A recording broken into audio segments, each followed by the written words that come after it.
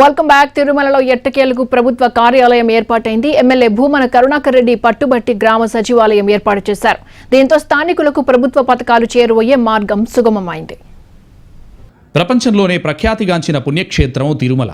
నిత్యం వేల సంఖ్యలో భక్తులు తరలివచ్చే తిరుమలలో స్థానికులు పెద్ద సంఖ్యలోనే నివాసం ఉంటున్నారు.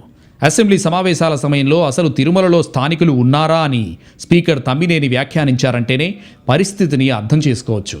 1910 వరకు తిరుమలలో ఎవరూ పెద్దగా నివాసం ఉండేవారు కాదు. స్వామివారికి పూజాది కార్యక్రమాలను తిరుపతి నుంచి వచ్చి నిర్వహించేవారు అర్చకులు. దట్టమైన అటవీ ప్రాంతం కావడంతో వన్యమృగాల సంచారం ఎక్కువగా ఉండేది. అటవీ జంతువుల కారణంగానే తిరుమలలో నివసించడానికి పెద్దగా ఎవరూ ఆసక్తి చూపించేవారు కాదు. ఆ తర్వాత కొన్నేళ్లకు తిరుమలలో స్థానికులు నివాసం ఉండడం ప్రారంభమైంది. క్రమంగా వారి సంఖ్య పెరుగుతూ వచ్చింది. అలా ఒక దశలో తిరుమలలో నివాసం ఉండే స్థానికుల సంఖ్య 30,000కు చేరుకోగా ఓటర్లు 20,000 మంది ఉన్నారు. టీటీడీని బ్రిటిష్ ప్రభుత్వం 1933లో ఏర్పాటు చేయగా 1953 నుంచి పరిపాలనా సౌలభ్యం కోసం ప్రభుత్వం పాలక మండలిని నియమిస్తూ వచ్చింది. మొదట్లో తిరుమల తిరుపతి గ్రామ పరిధిలోనే ఉండేది. 1964లోనే తిరుమలను ప్రత్యేక పంచాయతీగా ఏర్పాటు చేశారు. అప్పటి టీటీడీ ఈవో నరసింగరావును పంచాయతీ అధికారిగా నియమిస్తూ ఎన్నికను రద్దు చేసింది ప్రభుత్వం. నాటి నుంచి టీటీడీ ఈవోనే పంచాయతీ అధికారిగా ఉంటూ వస్తున్నారు. దీంతో తిరుమల ఓటర్లకు ఎమ్మెల్యే ఎంపీలను ఎన్నుకునే అధికారం లభించగా పంచాయతీలో మాత్రం ప్రాతినిధ్యం కోల్పోయారు.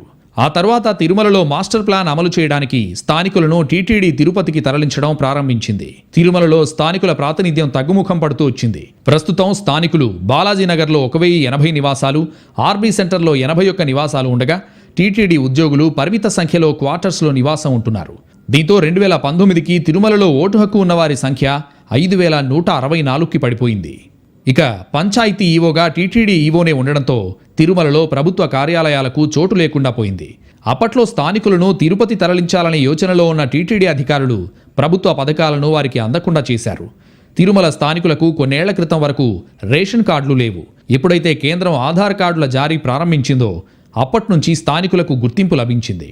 ఫలితంగా తిరుమలలో స్థానికులు నివాసం ఉంటున్నారనే విషయాన్ని ప్రభుత్వ అధికారులు గుర్తించాల్సిన పరిస్థితి ఏర్పడింది.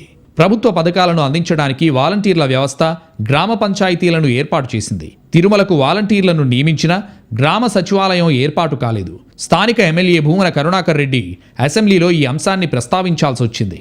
అదే సమయంలో తిరుమలలో స్థానికులు ఉన్నారా అంటూ స్పీకర్ తమ్మినేని సంశయం వ్యక్తం చేశారట. ఎట్టకేలకు కరుణాకర్ రెడ్డి విజ్ఞప్తితో ప్రభుత్వం స్పందించింది. తిరుమలకు 2 గ్రామ సచివాలయాలను మంజూరు చేసింది. ఇకపై స్థానికులకు ప్రభుత్వ గుర్తింపుతో పాటు పథకాలు కూడా అందే అవకాశం ఉంది.